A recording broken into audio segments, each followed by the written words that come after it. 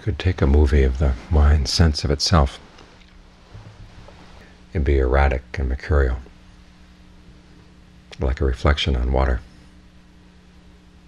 moving here, moving there, changing its shape all the time.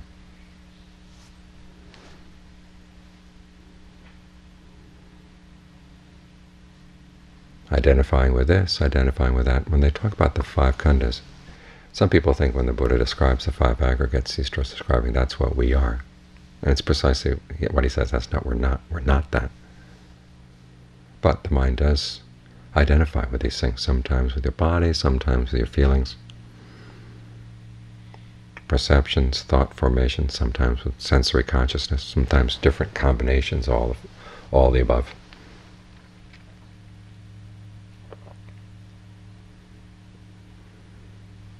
And it's in running around and changing its position all the time like this that the mind expends a lot of energy. One of the things we want to try to do as we meditate is to stay in one place. As long as you're going to have a sense of self, keep it solid, rock solid, immersed in the body. Breath meditation is one way of staying immersed in the body. The term they have in Pali is kaya kattasati, mindfulness immersed in the body. And this quality of immersion is important. You want to fill the whole body, you want to occupy the body, inhabit your whole body as much as you can.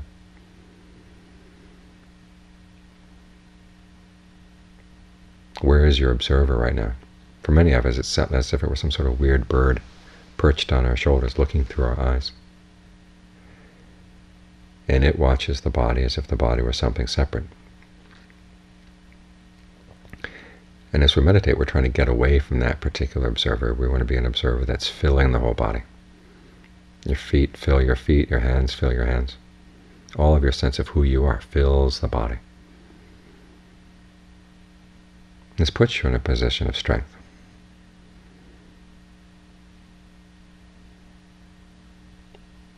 Because if you're leaving big gaps in your body that you're not occupying, well, other things are going to occupy it. Different thoughts, different defilements.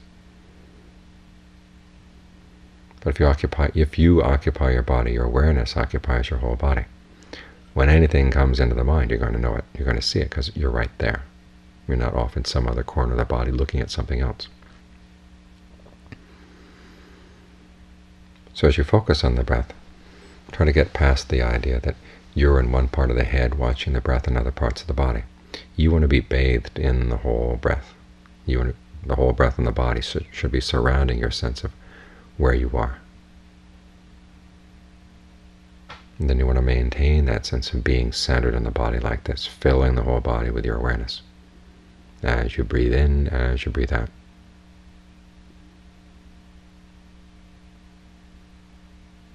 Because the sense of filling the body helps you stay in the present moment, for one thing. When the mind goes off thinking about thoughts of past and future, it has to shrink its sense of awareness, shrink its sense of itself down to a small enough size so that it can slip into the past or slip into the future.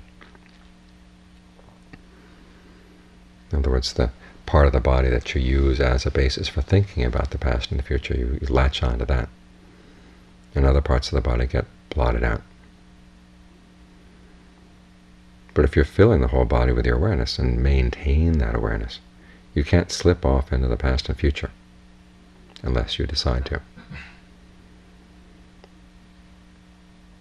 So this is one way of nailing you down at the present moment. When you think of the breath coming in the body, think of it coming in the whole body. Every cell in the body is participating in the breathing process. And you're sitting here in the midst of it.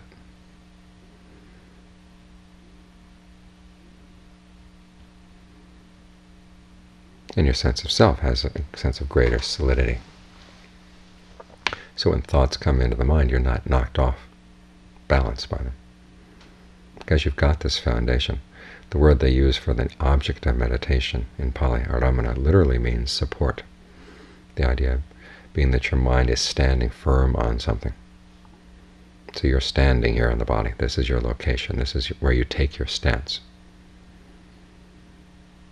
And when your stance is solid, nobody can kick you and knock you down.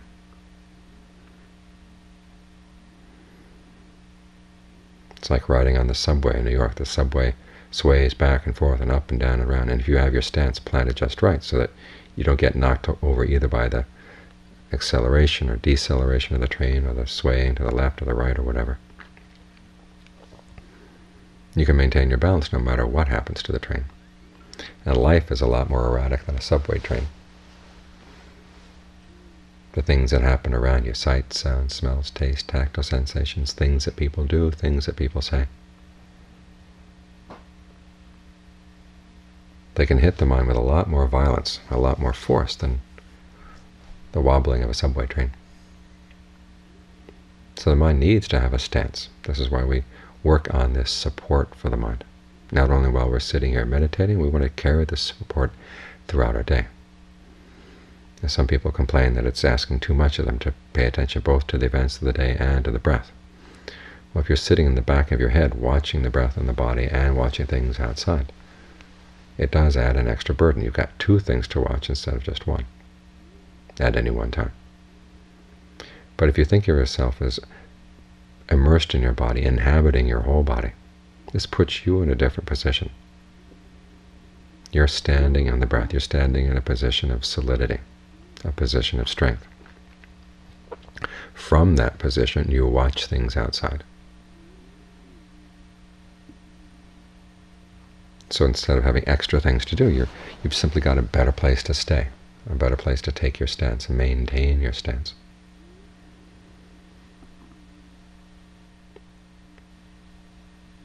If your sense of self is inhabiting one little part of the body and things come in from the outside with great force, someone does something or says something that hits you the wrong way, you can get knocked off balance really easily because your stance isn't solid. The mind is so used to flitting around from one position to another that it's very easily knocked off balance. But if you're standing, filling your whole body with your awareness, this is your stance, this is your support, then no matter what comes, you realize you don't have to be knocked off balance.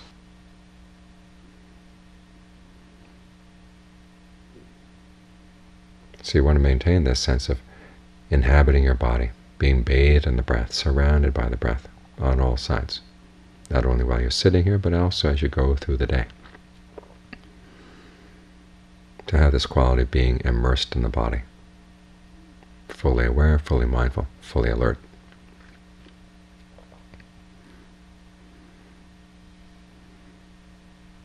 Once you can maintain this stance in different situations, then you can start observing this sense of self that you've created here. If your sense of self is flitting all around, first with a feeling, then with a perception, then back to a feeling again, perception and feeling, with those weird amoeba-like shapes that flit across the surface of water.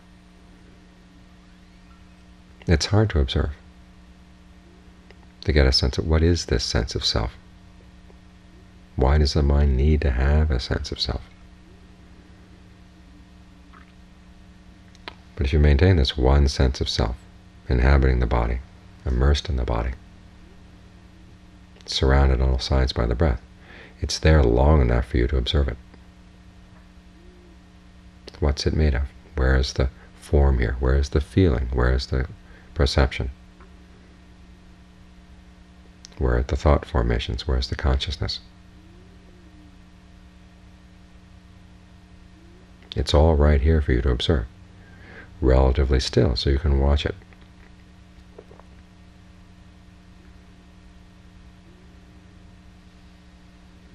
So there are lots of advantages to having this sense of mindfulness immersed in the body, your sense of self immersed in the body. Eventually you take it apart, but in the meantime you learn how to use it. So you don't get knocked over by all the winds of the world, all the currents of the world. You don't get knocked over by the currents that come flowing out of the mind either.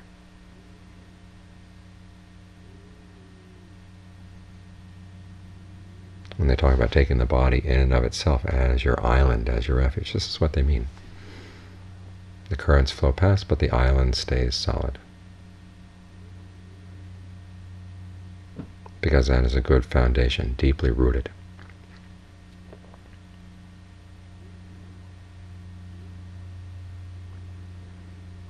You've got your awareness deeply rooted in your hands, in your feet, in the different parts of your body, not just in the head, not just flitting around from here and there. A large sense of awareness filling the present. This puts you in a position of strength, and then you want to maintain this position of strength as long as you can, both because it helps ward off the currents that come flowing from outside or from inside, and also because it allows you to see your sense of self a lot more clearly.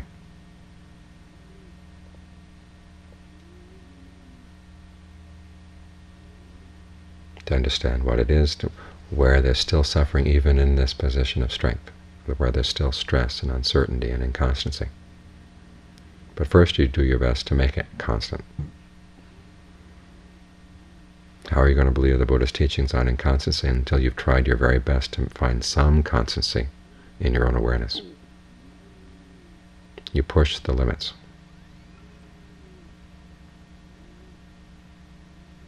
It's only when you really push the limits like this that you can gain a true sense of where things start pushing back.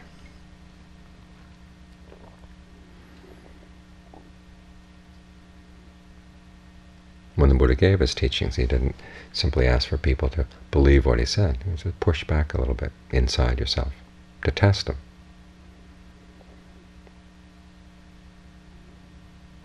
So, inconstancy, stress, not self. How do you test those? By creating a sense of constant ease in the body, because this awareness has to be relaxed in order to last. And you can identify with it.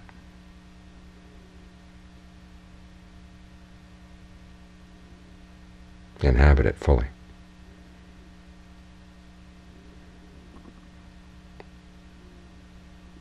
It's only in this way that you can push against the limits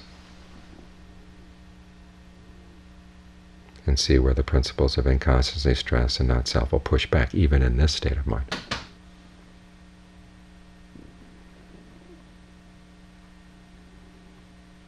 But work on it first.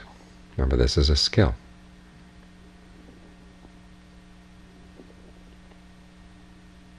Taking this stance and maintaining this stance. Being concentrated in the body, but concentrated with a sense of ease, so it doesn't become oppressive in the body.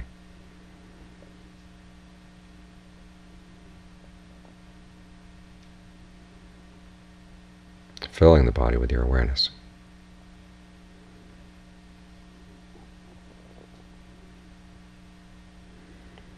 So if they were to take a picture of your sense of self, the mind's sense of itself,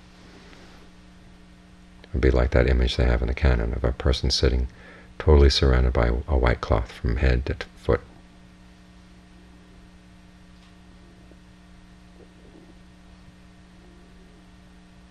Or Ajahn Lee's image of a mantle of a Coleman lantern, all its threads bathed in a bright white flame that doesn't seem to move.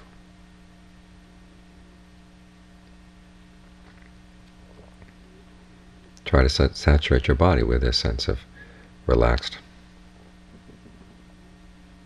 but steady awareness, and see what happens as a result.